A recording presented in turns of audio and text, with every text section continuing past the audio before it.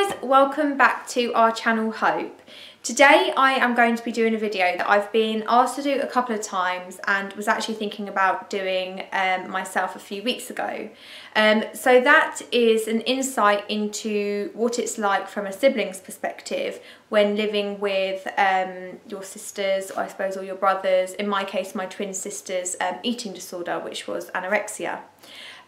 Just starting quickly from the beginning, my sister and I, because we're twins, we were about 12 at the time that she started going through like the eating disorder behaviour, and those many years ago, well, like 14 years ago, we didn't have social media. We had the internet, but we didn't really use it. We only used the computer to go on like The Sims or something. So we had no idea about, number one, really mental illness, and number two, definitely not about eating disorders and anorexia in particular. So I don't think that makes it any harder or easier for the sibling, but it probably just means that siblings who are going through it now might have a slightly different journey than what I did.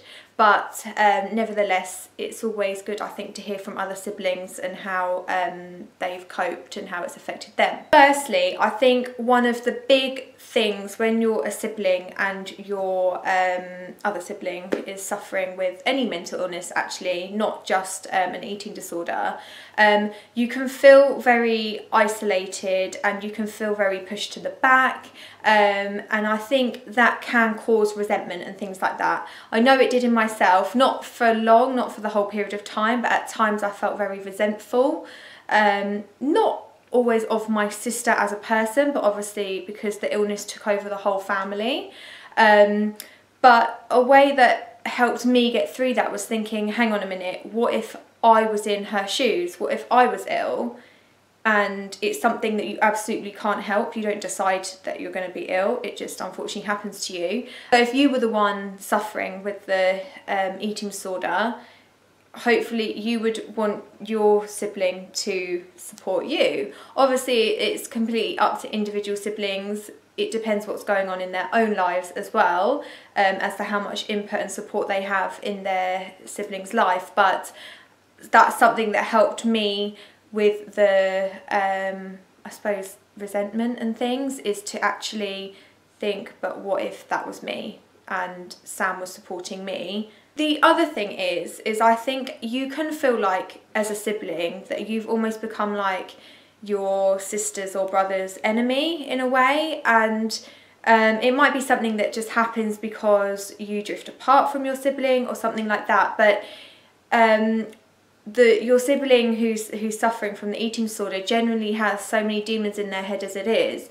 that's definitely not what you want to be. You want to try and be their friend, not their enemy, because they probably have enough of those as it is, and you know, you want to just try and be their friend, even though it's super difficult when your sibling doesn't really want to talk to you or they're too busy with their own thoughts in their head.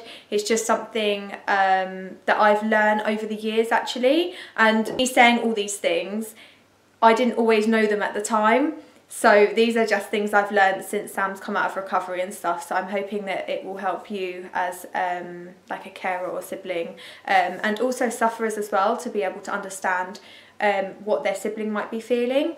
So yeah, I'm hoping that will help. So another thing is I think from a sibling point of view, the eating disorder can affect your life so much. So for me, we were obviously in secondary school while Sam was going through the anorexia, and it really made school feel like a really horrible place for me. There was a lot of negative thoughts there, and I went on to do my A-levels, but I could only actually stay for the first year. So I did my AS levels, then I left. I couldn't be there anymore. I didn't like the atmosphere there. It just reminded me of everything, and at the time maybe I didn't feel great about that, and I wish that I'd have been able to stand and do my A-levels, because I am actually quite a academic person. So I wish that at the time I wish that I'd have been able to stay, but now I look back, it set me up for a certain path in my life, and I'm a great believer of everything happens for a reason,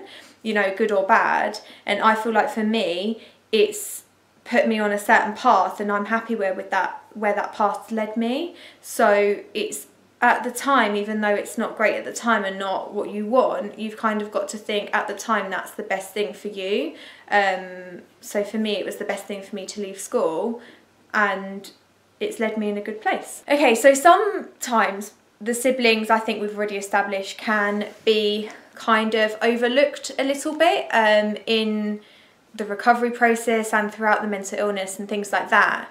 And I think that actually the sibling can almost suffer just as much as the sufferer, but in just a very different way. If you think about it, this is just from my point of view, the sibling is actually very present. You know, they generally haven't got a mental illness, they haven't got anything, you know, clouding their head. They're very present in everything that's going on. Which often means that any family argument, any dispute and things like that can actually really affect them, because they're listening to every single word and they're present in every single thing.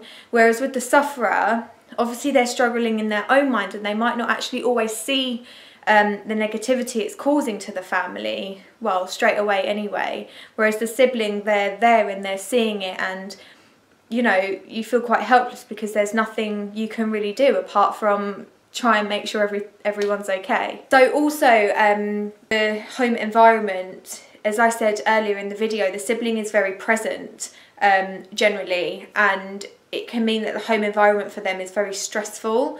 So I always found myself sitting in my room watching the TV programme Friends, which I almost know every word to now. But I found it was my outlet, and it almost took me to another place that was happier, I suppose, with, you know, their minimal sort of problems in the show that were quite funny, that you could laugh at, and it almost takes you to another world.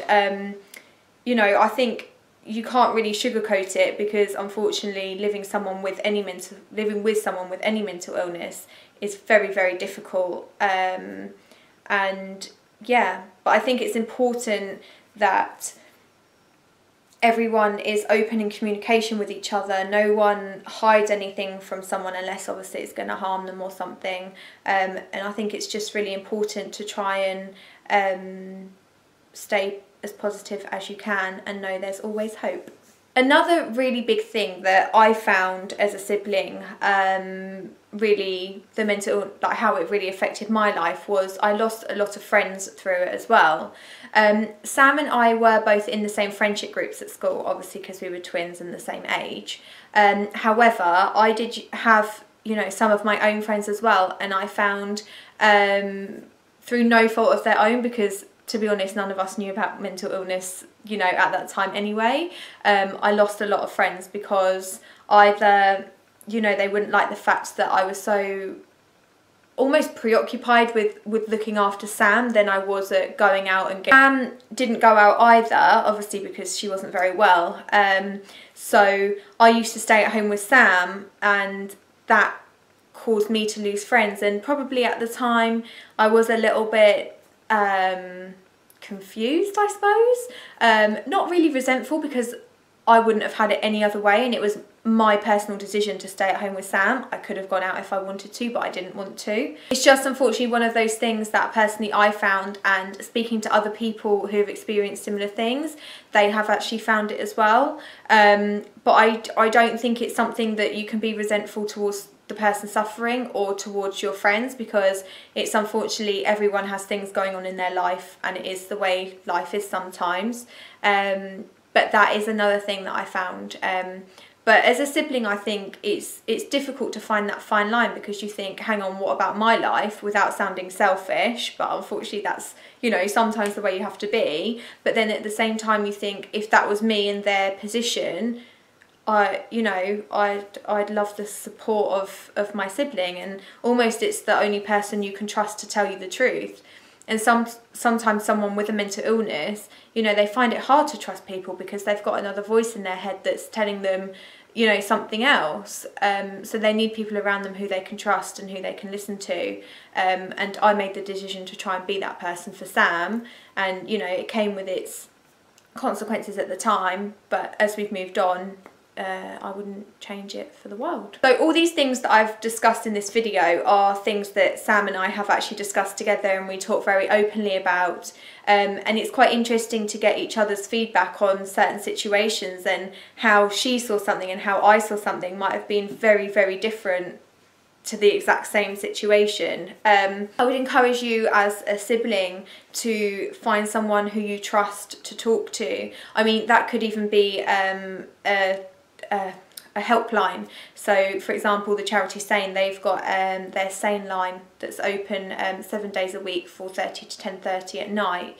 But even calling someone like them just to express how you feel, I think would be amazing, because that's probably one mistake that I made, was never talking to anyone about it, and I absolutely didn't, and I don't know whether that was out of the unknown or fear or what, but I didn't, and I think that I should have done. But I think with social media and things like that now, even though it has its negatives, it also has its positives, because you can find out a lot more. There's a lot more knowledge out there that's easy to grab. So I kind of encourage you to do as much research as you can on reputable websites. Thank you so much for listening to my video, and if there are any siblings or friends or anyone out there who wants to ask any questions or anything like that, please do comment below, and make sure you subscribe to our channel. But anyway, thank you so much, and I'll see you in the next video. Bye!